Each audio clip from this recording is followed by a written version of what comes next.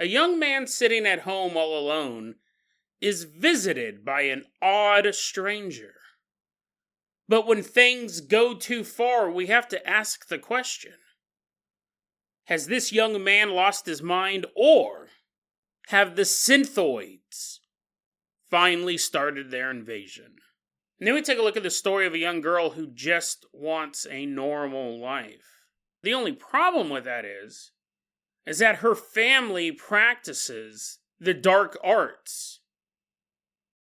Does this young girl even have the slightest chance of living a normal existence, or will she be just another casualty between dueling witches? Today on Dead Rabbit Radio.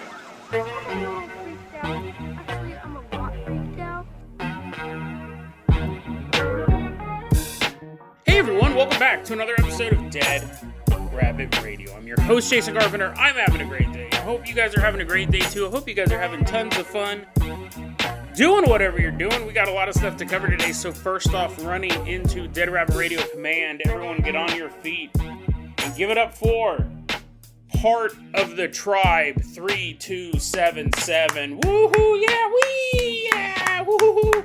Walking on in, part of the tribe, walking on into Dead Rabbit Radio Command. Part of the tribe, you're going to be our captain, our pilot this episode. The reason why is because he's doing what I love you guys to do. If you can't support the show financially, tell your friends, tell your family, tell everyone you know. Dead Rabbit Radio is your favorite paranormal show, and that is what he's doing. And he's getting the word out about the show, and that's why I'm tossing him the keys to the Jason Jalopy. Let's get this party started. Part of the tribe, fire this bad boy up. We're leaving behind Dead Rabbit Radio Command. Drive us all the way out to a young man's house. Nice leisurely drive all the way out there. I don't know exactly where this story took place. Somewhere in America. We know that for sure. Because he references it as one of the reasons why all of this is so odd. Truly a bizarre story. So somewhere in America, maybe a house next to yours. If you heard any screaming and you didn't know what it was, well, maybe it was this story. It's January 3rd, 2023. We're about to meet this young man. He didn't give his real name. We'll call him Ben. Ben is just hanging out at his house. Just kind of sitting there in his bedroom, listening to some music, maybe watching television, maybe reading a book. He didn't say, but he does tell us, we don't know exactly what he's doing in this moment, but he does tell us that he hasn't had sex in 6 months. So maybe he's not doing any of those things. Maybe he's doing something else. But he hasn't had sex in 6 months. He's sitting there in his bedroom. And then all of a sudden, he sees in his room a small Chinese woman. There's a lot of things that'll alarm you. A lot of things that'll make you turn off the music, shut off the TV, or put the book down. One of them is that.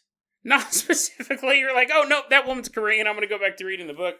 Not just the fact that she's Chinese, but there's just someone in your house that isn't supposed to be there. He, though, I will say this, Ben is really held up on the fact that she's Chinese. He keeps going, I don't know any Chinese people. There's no Chinese people in my house. I live in America. Well, there's a lot of places you can live in if they don't belong in your house, regardless of ethnicity. If you were in your house and then, like, some dude from Sweden walked in, I don't think he'd be like, oh, that's cool. I don't know who this guy is, what he's doing, or where he's going. But I'm fine with that. This small Chinese woman appears in his house. The Chinese woman goes, would you like me to perform some oral sex on you? And Ben's like, well, you know what? I haven't had sex in 6 months, so sure. Let's do this. So the Chinese woman begins to give him a blowjob. And he's watching. Obviously, he's not just like closing his eyes. He's like, la, la, la, la, la, plugging his ears. He's watching television. He's like, oh, I can't miss this part. This is my favorite show. This is Wipeout. I want to see this guy wipe out and fall in the mud. He's watching this Chinese woman give him a blowjob. And then all of a sudden, he starts to see blood come out of her mouth. I just need to get through this story. But there's just, at no point would I be game for any of this. Someone magically appears in my house, get out. Small Chinese woman, I was like, oh, too bad you're not Korean, get out. I wouldn't be involved in any of this stuff, right? But when blood starts pouring out of her mouth, that's definitely the end. I don't care how long it's been since you've had sex. You're like, nope, I'm done.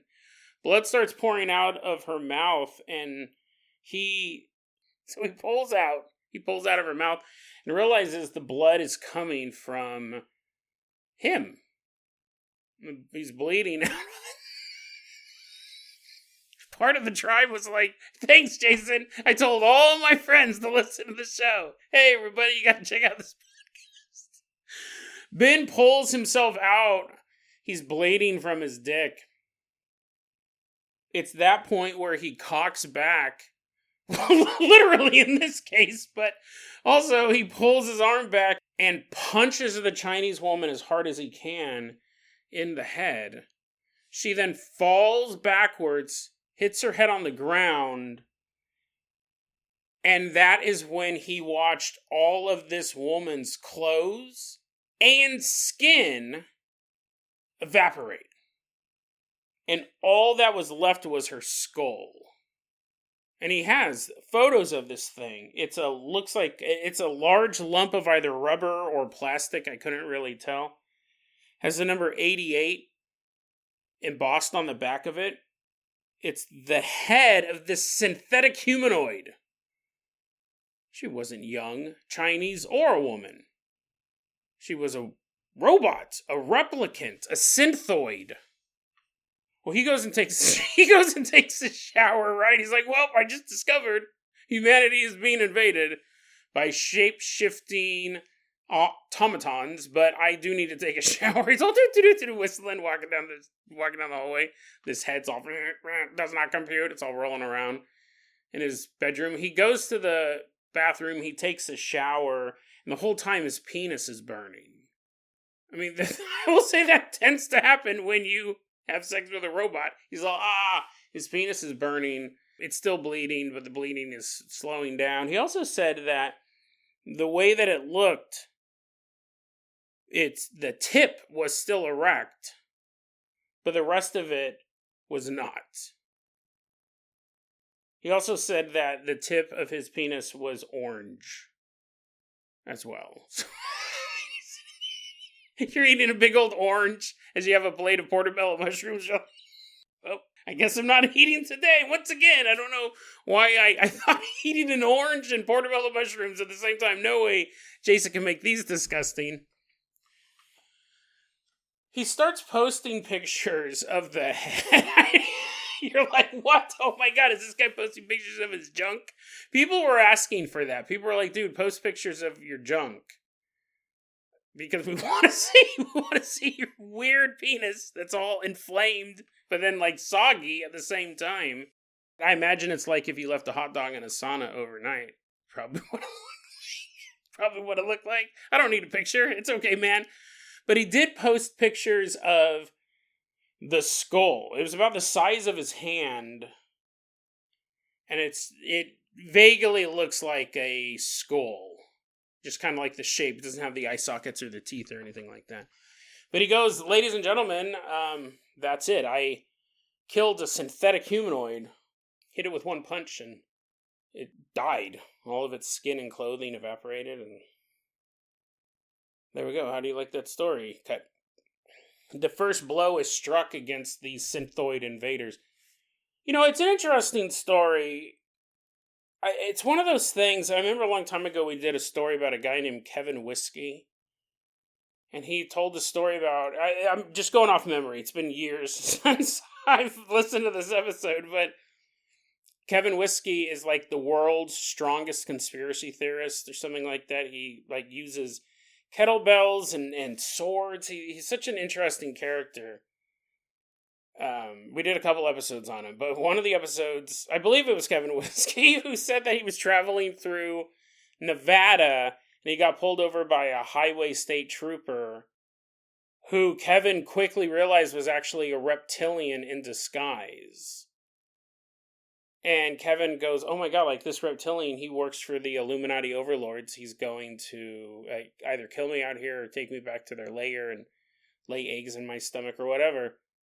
So he grabbed a screwdriver and began stabbing the Reptilian / Nevada State Highway Patrolman multiple times and took off and left the officer on the ground bleeding as he drove home.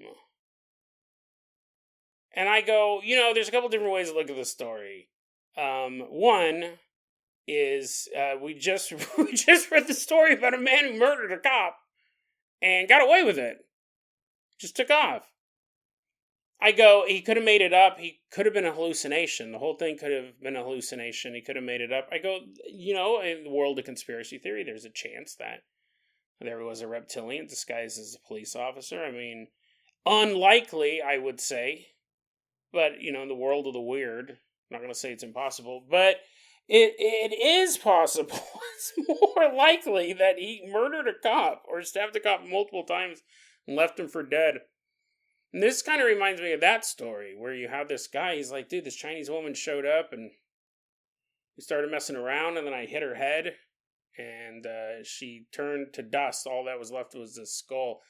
First off, he could have totally made it up because he thought it was funny to put online, but you wonder, like, how much of that is true? Again, it's not impossible that there are synthoids disguising themselves. It's not likely. It's more likely that a girl came over to his house and he killed her. And that's how his brain processed it. He goes, well, I didn't kill a person. I killed a robot. And all that's left is this piece of rubber. But while he was taking photos of him holding that skull, there could have been a dead woman just out of frame. Like, that's what's crazy about all of this stuff. So much of this stuff can go either way. And 99% of the time, it's harmless. People say, I live in a haunted house. I think there's this ghost messing with me and my band. It's really, really creepy. We blocked off the basement door. We've had no trouble since. And you can go, well, it could have been a bunch of other things going on. You could rationalize all of it, but it's not that she might have murdered everyone in her band. She's like, well, the only way to be famous was to sacrifice my bandmates to the ghost, so I let them down into the basement. I never saw them again. I never saw their bodies or anything like that. You'd be like, there's probably something darker going on there. That might be the case with this. He could have fought a real synthoid. He could have murdered somebody. And that's the way his brain is processing all of this. It's weird. It's one of those stories that we come across because we discuss these topics because we like these topics. Here's the one. I would rather it have been a synthoid. I would rather believe we live in a world where there are robot replicants of humans walking into houses and he discovered that plot than he murdered someone and this is the way his brain was processing all of it.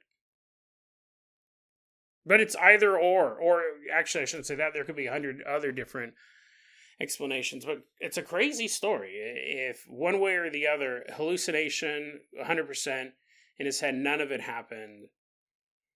He fought he fought a synthoid and won, or he killed a woman, and he can't put the pieces together in his head about what actually happened. We'll never know the truth. This one was posted anonymously on the X board, so we'll never know. I guess you could start looking up missing Chinese women somewhere in America. I mean, that might be your summer project.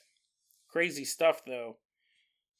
But I'll put that in the show notes if you want to see a big hunk of rubber. And he ended up not posting pictures of his own junk. So I guess we can be happy for that.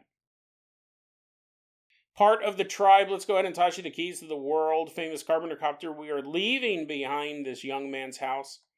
Fly us all the way out to a little girl's apartment. Part of the tribe, as you're flying us out to this next story, I actually have a hypothetical question for you guys. Hypothetical conspiracy theory question, so it is on point with the show. I'm not just going to ask what should I wear to work tomorrow. Here's my question to you. So I actually took a break. You guys can probably tell the audio quality's changed in between then and now. It's a couple hours later. And I'm recording this episode on Sunday the 14th. So if you're an American, you can probably figure out what I was doing during that break. I said, you know what, it's time for me to do my taxes. I always owe money on my taxes. It has been a long time since I've gotten any money back.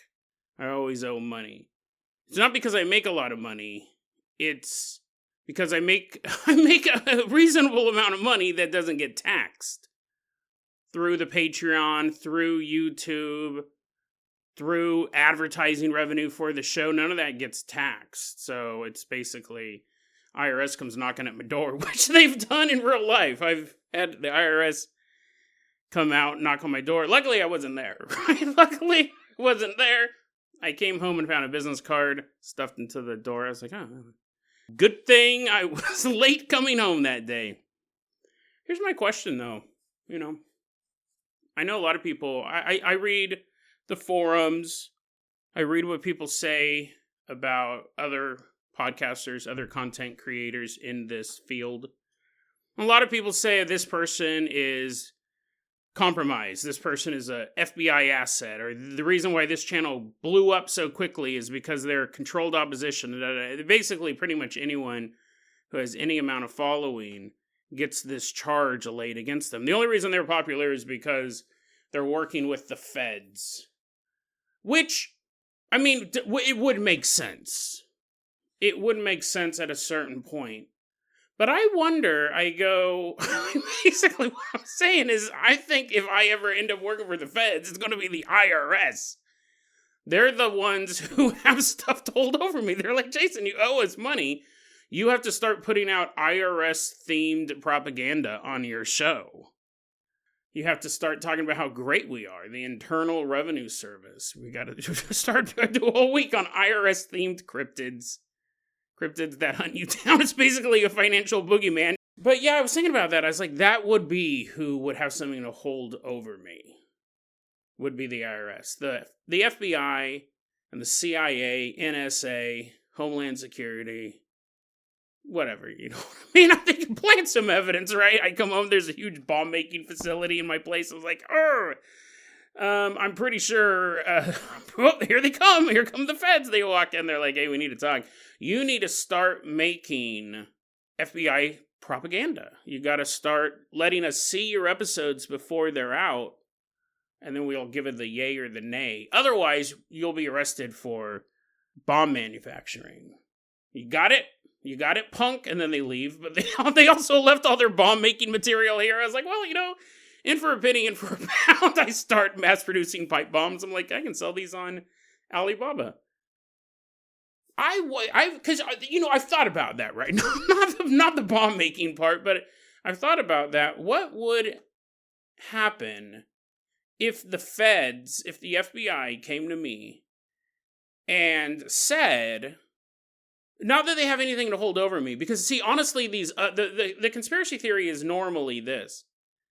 The federal government or a branch of it, NSA, FBI, whatever, comes to a content creator and says, hey, we really like your content, but if you work for us, we'll help blow it up. We have all of the algorithm controls. We have these bot farms. We can make you become the biggest conspiracy theory paranormal YouTuber out there. All you got to do is, every so often, say something we're telling you to talk about. Maybe they do review the work before you put it out. But usually it's just like it's not a daily FBI podcast. It's just every so often they'll give you info and then you'll report on it, or they'll have you particularly cover and dismiss one conspiracy theory or another because they're trying to quash it. That's kind of how it goes. It's not like the FBI has anything over. Even Alex Jones gets allegations of being controlled opposition, that the government controls him. He's not as free as we would hope people are. Now, you may not be a fan of Alex Jones, or maybe you are, but you should have the right. He did get get sued for saying all that stuff about Sandy Hook, but that wasn't the government. Whether you like Alex Jones or not, I think that we all would like to think that everyone has the ability to say what they want, right or wrong. Here's my question. What happens if the feds come to me, not the IRS, not because I actually owe them money? No. What happens if the FBI comes to me and they go, hey, Jason, we really like your podcast? I just imagine them coming in and being like, you know what, your podcast is kind of irritating. You sound like Kermit the Frog. You interrupt your own stories constantly, and the way you laugh at your own jokes is pretty annoying. But the FBI needs your help. We need your help. Would you like to work for us? If you do, we'll make you very popular. Like, we'll get the algorithm going. We'll make sure that our media-controlled publications, which is all of them are infiltrated. That's true. Whether or not some YouTuber is working for the feds, I don't know. But the New York Times definitely is. LA Times, New York Post, CNN, all of them, Fox. So, feds come in and they go, they go, that's the stuff you can't talk about, bro. You just can't casually mention, we control the media. You can't do that, even though it's true. This is the type of stuff we're trying to avoid. We'll come in and they'll say, hey man, we will make you famous. We'll make you the biggest paranormal podcaster out there. But you got to work for us. What would you do? It's kind of different questions. One is, what would I do? Two is, what would you want me to do? And then three is, what would you do if you were a podcaster or whatever occupation you have? Maybe you're an auto mechanic and the feds are like, hey, we need your help. We need you to help fix all of our FBI cars. You're like, what? I thought those are just normal cars. They're like, nope, they're secret cars with secret compartments. Will you come work for us? And it's funny because I've thought about this because it's such a kind of a given in the conspiracy theory world that once you reach a certain point, you become compromised. I've thought about that. Like, what would I do? And I don't actually, this hasn't happened, just so we're clear. I'm not currently giving this part of the podcast as there's 3 agents sitting in my house right now and they're recording it and they're like, speed it up. You still got to get to the next story. I wonder, I'll say what I've envisioned for this. I know people are going to be like, what? Let me explain. If the feds came to me and said, do you want to work for us? There's an interesting thing because one, I do believe there's a civic duty to help out your government. But I don't like anything open-ended either. So if the feds came to me and said, we will make you super famous, we'll make you the #1 paranormal podcaster, but over the next couple of years, we're going to be giving you stories, and we're going to say you can cover this, you can't cover that. I think my first question would be, what happens if I say no? Obviously, if I see them getting the rag with the chloroform out, I'm like, oh, okay, let's see where you're going with that. Stage suicide, a classic for the FBI. If they said, you say no, we're going to murder you, then I'm kind of stuck. Guys, I hope you guys realize that I don't have many outs in that place, but I don't think they would do that. If they go, well, if you say no, then let's assume that the FBI is a legal, law enforcement agency, that they're actually not going to fake my death or do anything horrible. Let's assume they're not going to do that. They go, well, if you say no, then we'll just walk out of here and you'll be allowed to continue to do your podcast. And we're not going to take any action against it, per se, but you'll never reach the audiences you could if you worked with us. In that case, I trusted that. I checked their pockets, no chloroform rags. I'm like, okay, good. In that case, because I don't like open-ended stuff, I would probably say, well, thank you, but no thank you. Because I think I'd be giving up too much for what? Right? Fame and fortune.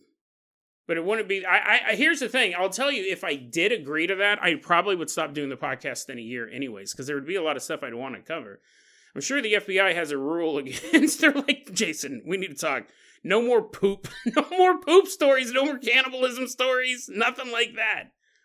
It's grossing us out. The agents that are spying on you are getting, they're suffering mental illnesses. They listen to 3 episodes and 1 cursed one. The guy's flying around the office now, flame shooting out of his eyes.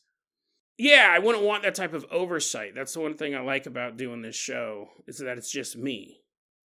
And really, the oversight is you, right? The listener. If I start putting out enough episodes, people are like, oh, this show stinks. This show sucks. Plus, we keep getting cursed as you're devouring the souls of your neighbors. And then people stop listening to it. I go, oh, okay, so the show sucks. Like, I'm definitely seeing a huge fall off in listeners. You guys are kind of at the end of the day, the polling group or the audience. If I don't like the episodes, then I'll stop too. I've erased whole episodes before and started over and all that stuff. But however, I will say this. This is what I was thinking about. And this is where I think people might go, what? He's a shill. I go, let's say that the federal government came to me, the FBI came to me and said, hey, listen, we need your help with something. We need your help with something. There is a terrorist who we believe is about to blow up Los Angeles. All of it. He's a very, very advanced terrorist. He's quite good at his job. He has a suitcase nuke. He's going to take it to Los Angeles and he's going to detonate it. We also know that this terrorist loves paranormal podcasts. We're not entirely for sure which ones he listens to. We haven't been able to figure that out. What we want to do is we want to talk to all these paranormal podcasters. We're going to have coded messages put into their podcast that seem like they will be coming from his terrorist leader. You're like, what, Jason? This is so ridiculous. You're like, I'll work up for the FBI only one circumstance and one only. And then you tell a sci-fi story. You're like, if aliens come down and begin to eat dogs, not cats, but dogs, I will help humans. No. You know what I'm saying? Like, it would have to be so short term. It would have to be something that I definitely could help. Like, because obviously I'm not going to be like, beat it, fat. And all of a sudden LA is nuked. And I'm like, well, I could have stopped that, but whatever. I don't work for the U.S. government. You know what I mean? Like, I think you do have to. I mean, it's super easy to set up a hypothetical that'll never happen. I'll work for the FBI under this condition. If I don't, LA will be nuked. It is funny, though, because I have thought about it. Like, what would it take? And here would be my catch. Here would be my thing. If they came to me and they said, come, you help us with this particular mission, that's all that we need, and we will get your podcast out there, you'll be like the biggest podcast in the world. We'll make you successful if you help us stop this terrorist. Plus, a bunch of people in LA are going to be really happy, and I hear they make movies down there. This is what I think I would do in that super specific situation. I would say, yeah, I'll help you out, but I don't want anything in return. Nothing. I think that's where you get tripped up. I think it's okay to help out the government, help out local law enforcement, or just help out anybody, right? See an old lady walking down the street, you walk over to help her, you're not expecting she's going to give you $10 when you get to the other side of the street. You do it because you should. That's how I would see it. I've obviously thought about this a lot over the past 6 years. I've thought, yeah, I wouldn't ask for anything. I wouldn't want anything because now there's leverage, right? If they say, hey, we're going to boost your algorithm, make you super popular, I'd be like, I don't want to do that. Listen, if I can help save 10 million lives, I'll do that because that's the right thing to do. But I don't want you guys messing with the algorithm. And the reason why is because the second you say that is now they do have leverage over you. They go, we'll give you $10,000 or whatever. I don't know how the FBI works. They're like, people are like, I don't know, I could disarm this bomb, but my palm's feeling a little empty. The FBI's just throwing hundreds into the bomb diffuser's hand. You know what I mean? The second you give them anything, they have leverage over you. Now, I save LA, they make my podcast super popular, and then 6 months later they come back to me and they're like, listen, thanks for saving LA. Now, we're wondering, there's another terrorist who really loves paranormal podcast. You're like, this is weird. How many terrorists love ghost stories? Guess it's gotta make sense because they make a lot of ghosts. They go, we believe this terrorist really loves ghost stories. Apparently, he's a huge fan of Dead Rabbit Radio. We want to attach a code onto your website so we can see everyone who's downloaded episodes in the past 90 days. And you'd be like, no, I don't want to do that. That's insane. That's like, first off, they can do that anyways. But in this hypothetical situation, I was like, what are you talking? No, I don't want to do that. And now they can say, listen, you're the #1 paranormal podcast.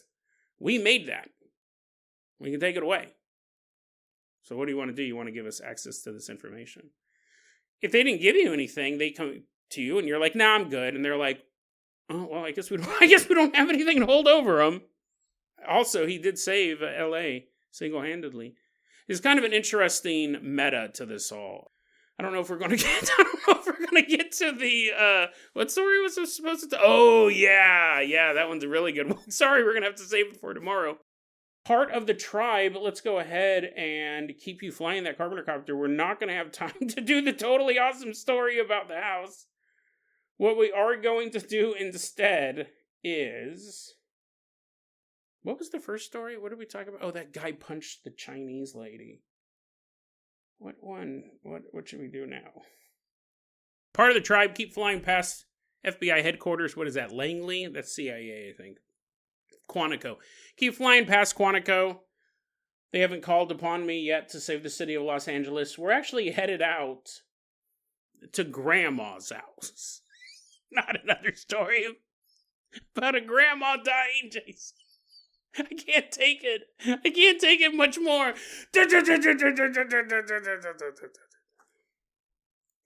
We're flying out to Grandma's house. We don't have her an exact name. Let's call her June. She's talking to her daughter. We'll call her Mary. And Grandma June's actually in really good health. Everything seems to be going good in the family. And Mary was hanging out with Grandma one day, and Grandma says, hey, you know, this might sound weird, but, I want you to come by and visit me 8 days. I want you to come by and visit me 8 days before I die. Mary's like, what? That is weird, Grandma June. Because she wasn't even sick. I mean, she is a grandma. TikTok. But she wasn't sick. She didn't think that grandma was going to die anytime soon. Also, it's weirdly specific. Come and visit me 8 days before I die. Well, fast forward a year. Grandma June is a case of OPS. Old people syndrome.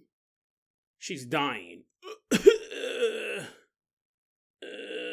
And the doctor's like, well, family, I hate to break it to you, but you can obviously hear what she sounds like. That's not a healthy woman. Doctor goes, she doesn't have much longer to live. So, yeah. Maybe we just want to take her home. It's kind of depressing. Kind of bringing the hospital staff down, guys. This old lady's dying, you know. We run a classy joint in here. Why don't you take her home? She can do that whole dying at home thing. Well, they do. Mary comes out to visit her. And, you know, just from the way things work out, she tries to get out there as soon as she can. And she does get out there. And 8 days from the moment Mary comes by and visits her, 8 days later, Grandma dies. Now, that's not the creepy part. It's weird, right? But it's not the creepy part. What happened is that Mary came and she was there to help take care of Grandma. And Mary would be sitting there with Grandma June, and Grandma June would start saying, help! Help me! Oh no! Hold on to me! Hold on to me, June! Hold on to me! He's flying! He's flying and he's trying to take me away! No! Get away! Baby girl Mary, hold me! Hold me down! And it's terrifying, right? It's sad enough to watch a loved one die before your eyes. Mary looks at her watch, she's like, oh no, 8 days of this, oh no. I probably should have waited a little bit longer. she's dying and she's losing her mind. And Mary goes, you could look at Grandma June and the expression on her face, she was just terrified. No, he's picking me up. He's touching me and he's yanking me. I don't want to fly away. He wants to take me away, Mary. He wants to take me away. She looked terrified. Obviously, I guess it goes without saying there was no one flying around either. You just be sitting in a room with somebody and they start screaming about being attacked by a flying man. It'd actually be kind of funny now that I think about it. That might be why I'm laughing so hard. I mean, I wouldn't like it to happen to somebody that I knew. But if I was just happening to be walking down the hallway of an old folks home one day and I heard someone going, help me, help me. He's trying to take me into the sky. I'd poke my head in that door, right? I'd be a little curious. I'd be like, maybe I'll see one of two things. Maybe I'll see a room with an elderly person losing their mind, or maybe I'll see a man with wings attacking an old person. I mean, both pretty interesting. You're not going to see it every day unless you work at an old folks home.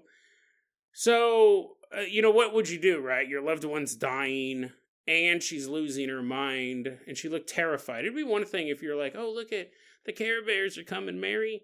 My favorite Care Bear of all, King Hugs a Lot. Look at him. Look at him go. He's dancing. He's dancing right on your forehead. He's dancing on your head, Mary. He's messing up your hair. Like, that'd be kind of amusing. Kind of adorable. Hallucinating good things. Oh, I see him right now. There's Rainbow Bright, Mary. You used to have Rainbow Bright. Oh, and Teddy Ruxpin. He's bringing in my pills for this morning. I would hang out at the place. I was like, oh, Grandma, this is better. This is better than watching television. I wonder what she's going to hallucinate today. Because here's the thing. If it was fun hallucinations like that, that's adorable. That's an adorable case of psychosis. But she's not. The look on her face is terrified. She's so afraid she's going to get whisked away by this winged man. But to make it even worse, Mary said that later on, she didn't notice this at first, but Grandma June kept complaining about someone flying down and picking her up, trying to carry her away. She goes, later on, she ended up seeing Grandma June having red marks on her arms and her legs. And she said they looked like a mark someone would leave if they were grabbing onto somebody really, really tightly and not letting go. Bruises, basically. Red marks and bruises where it looked like someone was trying to fly away with Grandma June. Or, I didn't think about this when I originally read this, or somebody was abusing her. That's not fun to talk about. That's a little too depressing. So let's go with the spiritual answer here. Basically, no one else could see this flying man, but he really was trying to grab Grandma June. He was grabbing her arms and her legs. This was posted online by Mary, underneath the name Groundbreaking Zone 94. It's an interesting story. It's a short story. It's interesting because, obviously you think psychosis until you realize that there are marks on her. And you could go the dark route and say that somebody was leaving those marks. Not some unseen figure, but someone was abusing her. But I'm pretty sure she was at her house at this point. And that doesn't mean you can't get abused there. But also, that's insanely depressing. It's a possibility we have to address it, but that's more depressing than thinking it was some sort of spiritual entity that she was seeing and it was interacting with her. What I find so interesting is that, think for a minute. If you're dying and you believe in the afterlife, what do you usually associate wings and flying away with? Angels. So why was she trying so hard to get away from it? Now listen, I know there's biblically accurate versions of angels, and then the angels in Renaissance painting. For one, I would argue if 8 billion people believe that angels look like the angels in the paintings, the angels look like the angels in the paintings, the combined consciousness of the human mind. If one person can create a tulpa, it's shocking to think what 8 billion people could do. God's like, listen, I know you like to be a bunch of eyeballs and 10 wings and shoot out fire, but you're not anymore. Sorry to break it to you. Now everyone believes you look like this, so you're this. Okay, God. The idea, though, of an angel, of a humanoid angel coming down and grabbing onto her and trying to fly away with her, you associate that stuff with heaven. Now, I know if you look at these same types of paintings, demons are depicted as having wings as well. Usually, though, I mean, she didn't describe what it was. Like, you could think it was a devil trying to fly away with her. And that would explain the horror on her face. But it just seems like we don't know what it was. Was it an angel? Was it a devil? Was it her mind slipping? But whatever it was, let's assume that it was supernatural. She didn't want to go either way, heaven or hell. Which I find very interesting. I think it's because of the terminology, right? When we think of devils and demons, we speak of them. I'm not saying hell's actually in the middle of the earth. Although, now that I think about it, if 8 billion people believe it's in the middle of the earth, who knows? The world of tulpas, the world of subconscious creation. Devils are normally talked about as pulling people down, both spiritually and physically, pulling them down, while angels are about lifting you up, both spiritually and physically. And it seemed like this character was trying to take her away, and she was resisting it. She was terrified. Now listen, death can be terrible. You can be 100% a true believer and still be terrified of the notion of death, and that 100% could have been what it was. That it could have been an angel, and he's signed to bring her up to heaven, and she didn't want to go, and he's like, oh, come on, just leave with me. I'm having to hold you so hard, Grandma. I'm leaving bruises. Don't tell God about this. This is going to be really bad on my performance review. June, come on, let's go. I'm just trying to yank your soul out of your mortal coil so you can experience peace forever. Let's just do it. And he's like yanking her, and she's fighting it because she didn't want to go. But eventually she did die. Like I said, 8 days after Mary showed up, she did die. And hopefully she did find that peace in the afterlife that she was so eager to avoid. That she actually found it good. She goes up there and the angel's like, finally, dude. Oh my God, let's go. And they fly up to heaven and June's like, you know what, this isn't so bad. And the angel's like, yeah, that's what I was telling you. Now cover up those bruises. Cover up those bruises before we get to heaven, or there's going to be a lot of explaining to do. Let's go. And she gets there and she's walking around heaven, this old grandma, and she's slowly turning into young grandma. She becomes the body that she identifies the most with, and she's walking around and she sees these Care Bears. They're like, June, we love you. And she's like, oh my God, it's the Care Bears. And then Rainbow Bright's running around. The Smurfs are there, plus all of her dead relatives, also everyone who died before her. They're like, June, over here. And she's like, shut up, you losers. Look, it's the Care Bear. King hugs a lot. He's all giving her a big old hug. Hopefully June realized that the afterlife isn't something to be truly terrified of. It can be scary to go. The journey itself can be terrifying, but once you're over there, I hope she found that peace. I also hope that I'm right and this was an angel trying to pull her into the afterlife, because if it was a darker force, if this was a demonic entity visiting June,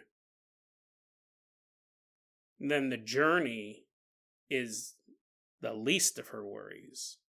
We don't know a lot about the afterlife. We don't know a lot about what happens to the soul after it leaves. But I do believe one thing. In hell, there are no Care Bears. DeadRabbitRadio@gmail.com is going to be your email address. You can also hit us up at Facebook.com/DeadRabbitRadio. TikTok is @DeadRabbitRadio. Dead Rabbit Radio is the daily paranormal, conspiracy, and true crime podcast. You don't have to listen to it every day, but I'm glad you listened to it today. Have a great one, guys. 100%.